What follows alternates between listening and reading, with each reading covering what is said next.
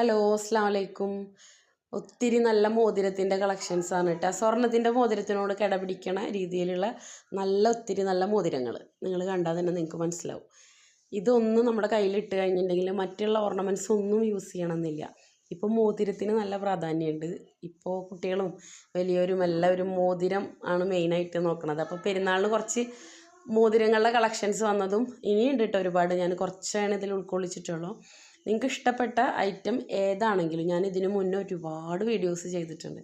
അതെല്ലാവരും കയറി കാണുക. അതുപോലെ സൂഫി എല്ലാ മോതിരങ്ങളും ഉണ്ട് കേട്ടോ ഒരുപാട്. പിന്നെ വീഡിയോസ് ചെയ്തത് കയറി കണ്ട് നിങ്ങൾക്ക് ഏതാണ് ഇഷ്ടപ്പെടണമെങ്കിൽ അതെനിക്ക് ഫോട്ടോ അയച്ചു തരിക.